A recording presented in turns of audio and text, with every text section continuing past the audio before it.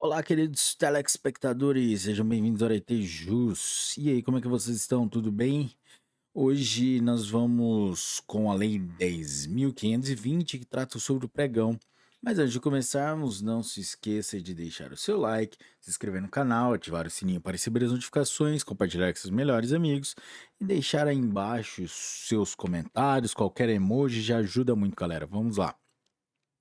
Artigo 1º. Para a aquisição de bens e serviços comuns, poderá ser adotada licitação na modalidade de pregão, que será regida por esta lei. Parágrafo único.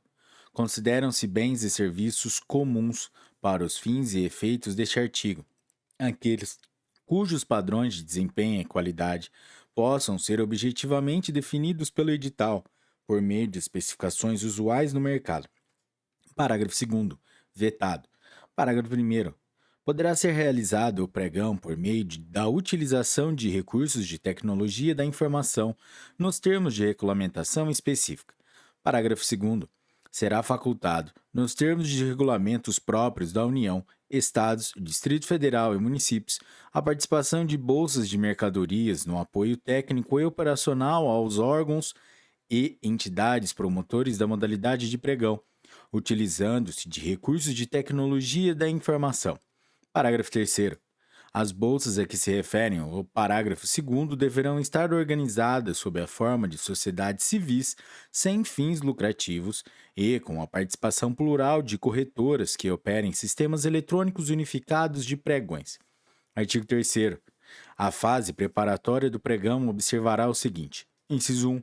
A autoridade competente justificará a necessidade de contratação e definirá o objeto do certame, as exigências de habilitação, os critérios de aceitação das propostas, as sanções por inadimplemento e as cláusulas do contrato, inclusive com fixação dos prazos para fornecimento. Inciso 2. A definição do objeto deverá ser precisa, suficiente e clara, vedadas especificações que, por excessivas, irrelevantes ou desnecessárias, limitem a competição. Inciso 3. Dos autos do procedimento constarão a justificativa das definições referidas no inciso 1 deste artigo e os indispensáveis elementos técnicos sobre os quais estiverem apoiados, bem como o orçamento elaborado pelo órgão ou entidade promotora da licitação, dos bens ou serviços a serem licitados. E, inciso 4. A autoridade competente designará, dentre os servidores do órgão ou entidade promotora da licitação, o pregoeiro e respectiva equipe de apoio, cuja atribuição inclui, dentre outras, o recebimento das propostas e lances, a análise de sua aceitabilidade e sua classificação, bem como a habilitação e adjudicação do objeto do certame ao licitante vencedor. Parágrafo 1º. A equipe de apoio deverá ser integrada em sua maioria por servidores ocupantes de cargo efetivo ou emprego da administração, preferencialmente pertencentes ao quadro permanente do órgão ou entidade promotora do evento. Parágrafo segundo. No âmbito do Ministério da Defesa, as funções de pregoeiro e de membro da equipe de apoio poderão ser desempenhadas por militares. Artigo 4º. A fase externa do pregão será iniciada com a convocação dos interessados e observará as seguintes regras. Inciso 1. A convocação dos interessados será efetuada por meio de publicação de aviso em diário oficial do respectivo ente federado, ou, não existindo, em jornal de circulação local e, facultativamente, por meios eletrônicos e conforme o vulto da licitação, em jornal de grande circulação, nos termos do regulamento de que trata o artigo 2º. Inciso 2. Do aviso constarão a definição do objeto da licitação, a indicação do local, dias e horários em que poderá ser lido ou obtida a íntegra do edital. Inciso 3. Do edital constarão todos os elementos definidos na forma do inciso 1 do artigo 3º, as normas que disciplinarem o procedimento e a minuta do contrato, quando for o caso. Inciso 4. Cópias do edital e do respectivo aviso serão colocadas à disposição de qualquer pessoa para consulta e divulgados na forma da Lei número 9.755, de 16 de dezembro de 1988. Inciso 5.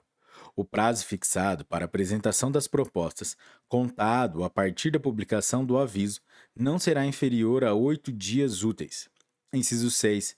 No dia, hora e local designados, será realizada sessão pública para recebimento das propostas, devendo o interessado ou seu representante identificar-se e, se for o caso, comprovar a existência dos necessários poderes para a formulação de propostas e para a prática de todos os demais atos inerentes ao certame. Inciso 7. Aberta a sessão. Os interessados ou seus representantes apresentarão declaração dando ciência de que cumprem plenamente os requisitos de habilitação e entregarão os envelopes contendo a indicação do objeto e do preço oferecidos, procedendo-se à sua imediata abertura e à verificação da conformidade das propostas com os requisitos estabelecidos no instrumento convocatório. Inciso 8.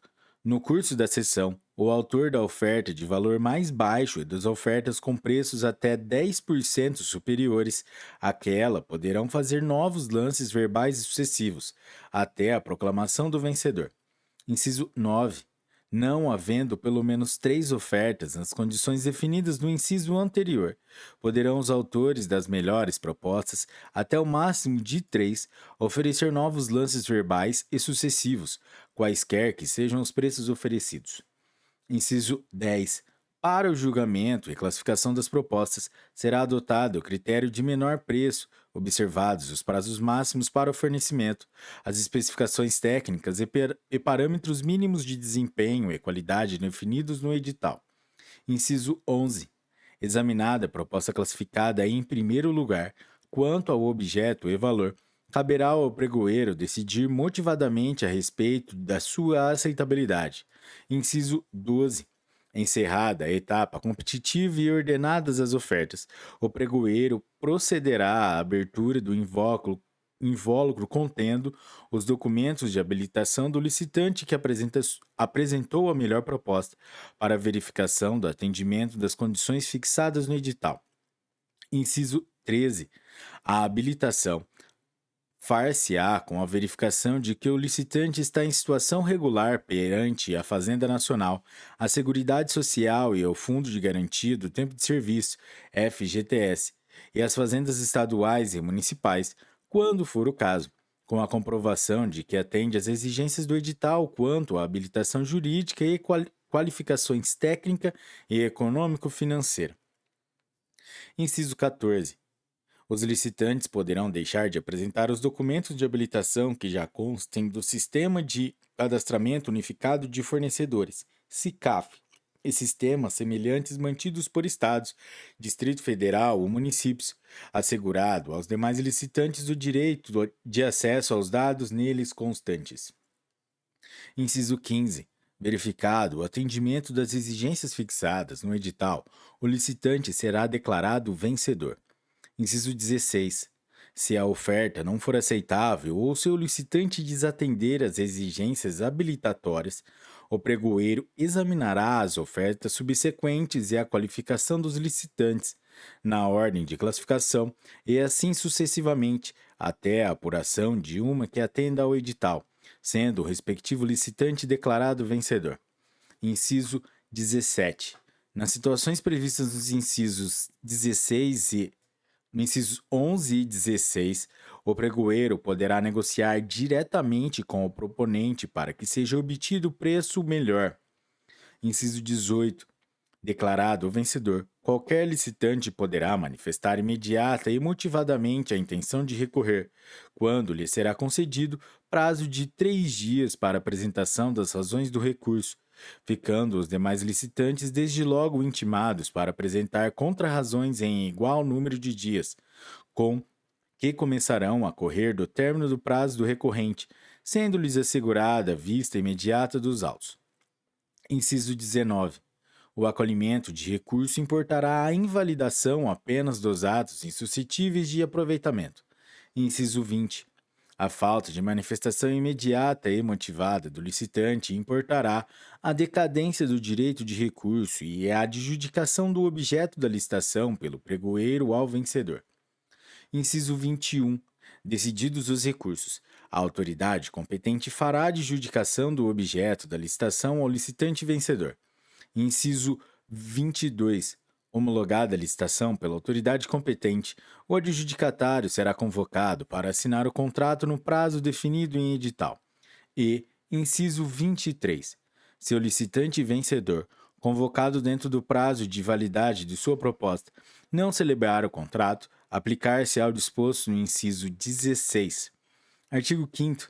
É vedada a exigência de: inciso 1. Garantia de proposta. Inciso 2. Aquisição do edital pelos licitantes como condição para a participação no certame. E, inciso 3.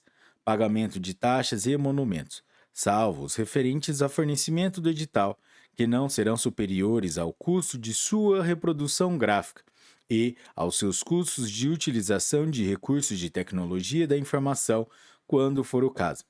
Artigo 6º. O prazo de validade das propostas será de 60 dias, se outro não estiver fixado no edital. Artigo 7º.